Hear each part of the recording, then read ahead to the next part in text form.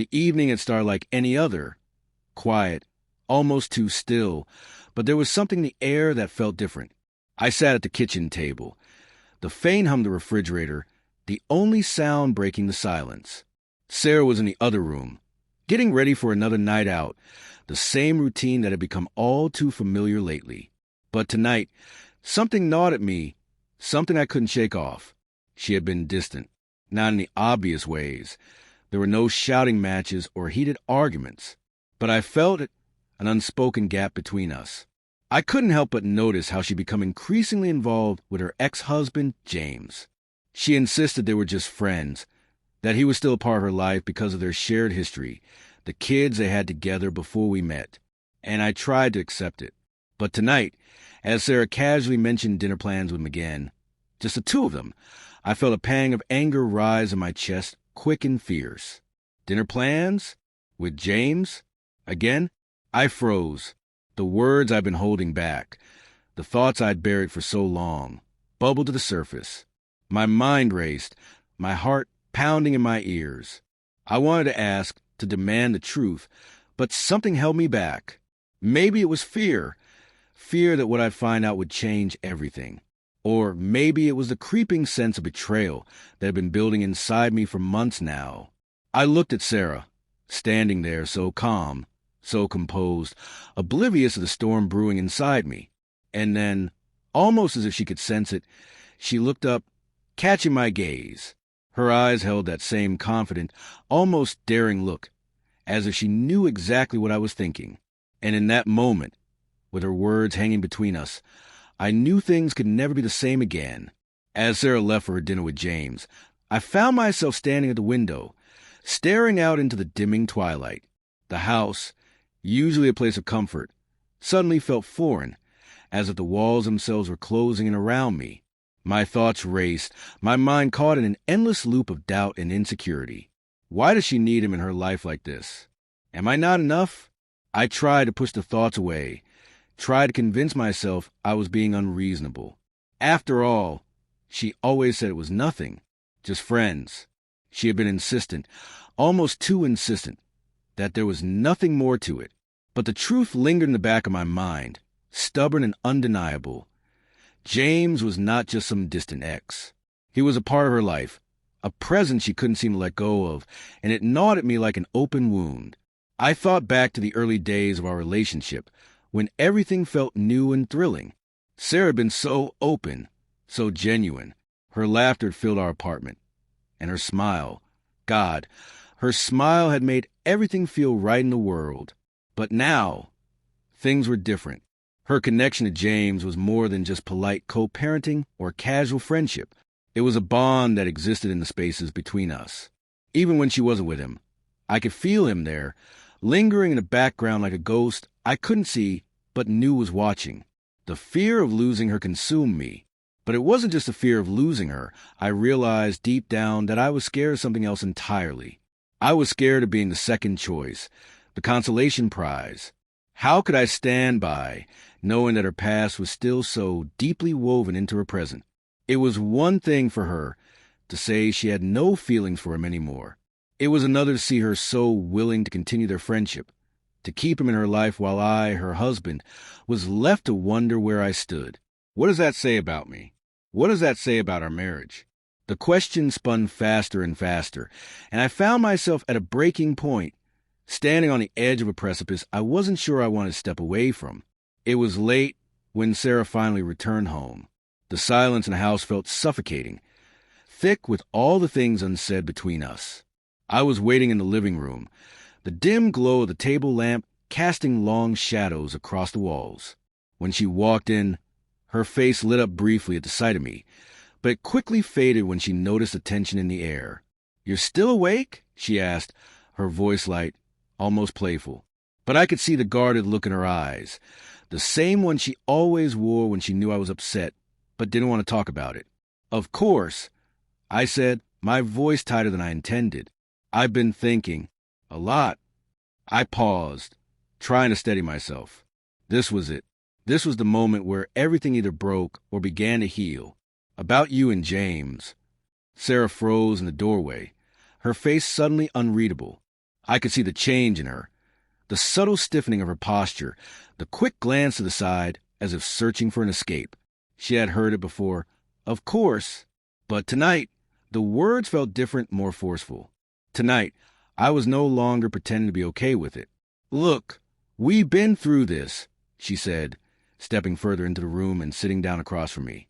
James and I have history, and he's not going anywhere. You have to accept that. I felt my heart sink. Not going anywhere?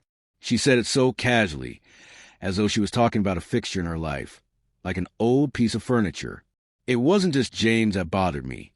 It was her dismissive tone, the way she brushed off my feelings, as if I didn't matter enough to even consider. Accept it? I repeated, incredulous. You want to just accept that your ex-husband will always be a part of our lives, a constant presence in everything we do? You think I can just be okay with that? With him taking up space in our marriage? Her face tightened. It's not like that, and you know it. We're friends. Co-parents, even. We've been through a lot together. You can't expect me to cut him out of my life completely. That's unreasonable. Unreasonable? I echoed, the anger bubbling to the surface now, and I couldn't stop it. You're telling me it's unreasonable for me to want my wife's full attention, for me to feel secure in my marriage? To want a future with you where I'm not constantly reminded that you're still tied to a man who was your husband before me. Sarah's lips parted as if to speak, but I didn't let her. I leaned forward, my eyes burning with emotion. Every time I try to talk about this, you act like I'm being irrational, but it's not irrational. I feel like I'm fighting for your love while you're sitting comfortably in the background, like some shadow I can't escape from. I'm your husband, Sarah, not him. There was a long silence as Sarah shifted in her seat, her eyes flitting nervously from mine to the floor. I could see her processing the weight of my words, the real depth of my frustration, and for the first time, I saw a flicker of uncertainty in her eyes. I don't know what you want me to say, she said finally, her voice small, hesitant. I can't just erase him from my life. I don't want to. She met my gaze, and I could see the rawness in her eyes, the vulnerability she usually kept buried. He's always been there, and I'm not asking you to forget about your past. I'm asking you to accept mine. The words stung, cutting deep. I felt the sharp, painful truth in them. She wasn't going to let go of James, not completely. I could see it now as clear as day. Her past with him wasn't something she was willing to leave behind, and that hurt more than I cared to admit. I took a deep breath, trying to steady myself. So this is it, then. You've chosen him over me, over us. Sarah's eyes widened, and her voice cracked as she replied, I haven't chosen anyone, Yes, you have. I interrupted, my voice breaking to the tension that hung between us. You've chosen him, Sarah.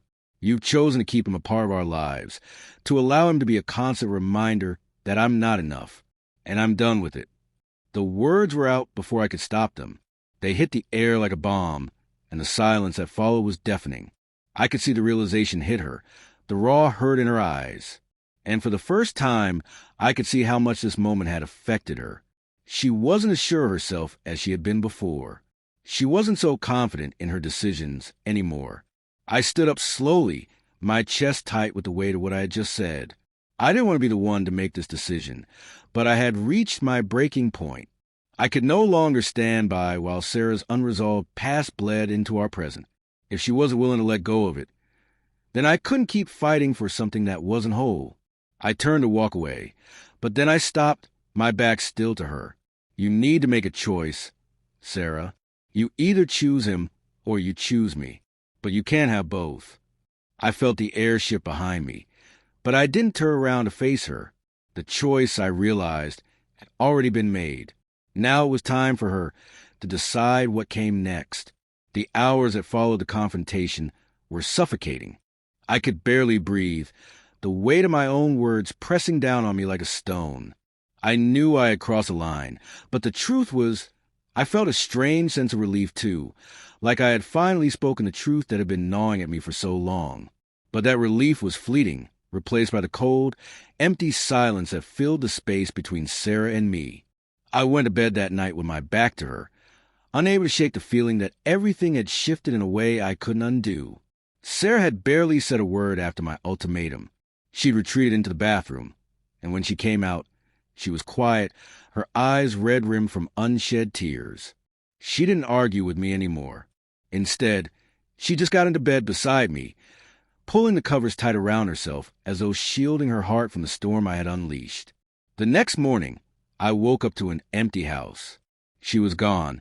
No note, no explanation, just the echo of the door closing softly behind her. The coffee pot sat cold, untouched. I sat in the kitchen, staring at it for what felt like hours, my mind replaying everything, the argument, the hurt in her eyes, the way I had felt like I was watching her slip away in slow motion. Part of me had expected this, a small voice in my head whispering that she wouldn't be able to choose me, not over him. But another part of me, the part that was holding on to a sliver of hope, thought maybe, just maybe, she would understand. Maybe she'd see how much I was hurting, how much I had invested in this marriage, and decide that I was worth fighting for. But now, sitting in the quiet of the kitchen, I was left alone with my thoughts. The reality settled in. I had laid it all on the line. I'd told her what I needed, and now the ball was in her court. What if she didn't come back? What if this was it? The thought of losing her, of walking away from the years we'd built together, felt like a punch to the gut, but I couldn't pretend anymore. The fear of losing myself was stronger than the fear of losing her. I had to set the boundary. I had to take control of my own life. As the hours passed, I found myself trying to steady my nerves, the fear of the unknown creeping in. I knew this would be one of the most difficult decisions of our marriage. I just didn't know yet if it was one I would regret, or if it would be the start of something new. The day dragged on, each minute stretching like hours.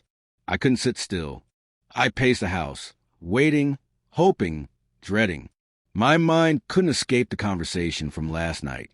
I kept hearing Sarah's voice in my head, her defensiveness, her hurt, her final words that hung between us like a threat. You either choose him or you choose me, but you can't have both. The weight of those words fell heavier with every passing hour. By evening, when the doorbell finally rang, I was a nervous wreck. I didn't know what to expect. Part of me feared she wouldn't come back at all, that this would be the end. But when I opened the door, there she stood, Sarah, looking both vulnerable and determined. Her eyes were tired, red-rimmed from the tears I hadn't seen her shed, but there was something different in her stance. She wasn't running away. She was here, and that was enough. Without a word, she stepped inside. I didn't know what to say either, so we stood there for a few moments, both of us silent, unsure. But then she spoke. "I need you to understand," Sarah said, her voice low but steady. "I wasn't trying to hurt you. I wasn't trying to tear us apart. But I couldn't just pretend that James doesn't exist. I didn't know how to balance him in my life and you in mine. And I was so scared that if I cut him out, I would lose a part of me too." She paused, her gaze shifting to the floor before meeting my eyes again. But then I realized something. It's not about him. It's about us. And maybe I've been so focused on not losing him that I didn't see how much I could be losing you. My chest tightened. I had expected defensiveness, excuses, but instead I heard something else. A confession, a willingness to change. "I don't want to lose you," Sarah continued. "I love you, and I want our marriage to work. I want us to have a future where we both feel safe, where we both feel like we matter. I didn't realize how much this was hurting you, and I'm sorry. But I can't ask you to accept something that's making you feel second place." I let her words sink in. It wasn't easy to hear, to accept that I had to set such a drastic boundary, to make her understand how deeply this was affecting me. But hearing her acknowledge that our relationship came first, that she was ready to let go of the past, gave me hope. It was the first step toward healing. "I don't need you to erase him from your life completely," I said quietly, my voice thick with emotion. "But I need to know that I'm your priority now, that you're committed to us. If that means cutting ties or making him a distant memory, then so be it. But I need to feel like I'm enough. I need to feel like I'm not just another man in your life, but your man." Tears welled up in Sarah's eyes as she nodded. "I get it. I hear you. And I'm willing to do whatever it takes to make this work. No more secrets. No more wondering if you're second place. I promise." She reached out for my hand, and for the first time in days, I felt a flicker of hope. It wasn't an easy promise, and it wasn't one that would fix everything overnight, but it was a start, a real start. I want this too, I whispered, my throat tight. But it's going to take time, Sarah. Trust has to be rebuilt. She squeezed my hand, her voice soft but firm. We'll rebuild it. Together. As I stood there, holding her hand, I realized that this wasn't the end of the road, but a new beginning. The pain wasn't gone, and I knew it wouldn't be easy, but we had taken the first step toward healing. And that, at least, was something. The days that followed that conversation were neither easy nor smooth. We both knew that words alone couldn't fix everything. The damage had been done, and the scars would take time to heal. But for the first time in months, there was a sense of purpose between us, a shared understanding that we were no longer on different paths, but were willing to fight for the same future. Sarah had told me she needed space to sort through her feelings about James. It was clear that the relationship they had, however platonic it appeared, had been a comfort for her, a safety net she had held onto for too long. But now, she was making the choice to distance herself from him, even if it was uncomfortable. I respected that. She didn't make any promises about cutting him off completely. She knew that would be too much too soon, but she was committed to creating boundaries. That was a step I hadn't expected, but one I appreciated more than I could express. For my part, I had to do something I hadn't done in a long time. Trust. I realized that, in the wake of everything, I had let my own insecurities and fears build walls around my heart. The very walls that had kept me from truly connecting with Sarah, from fully trusting her in the first place. If I was going to rebuild what we had, I needed to break down those walls, both for myself and for us. We began small. There were no grand gestures, no sweeping declarations of undying love, just simple acts of kindness, like sitting down at dinner together without the tension of an unspoken argument hanging over us, or sharing a quiet evening on the couch, watching a movie like we used to.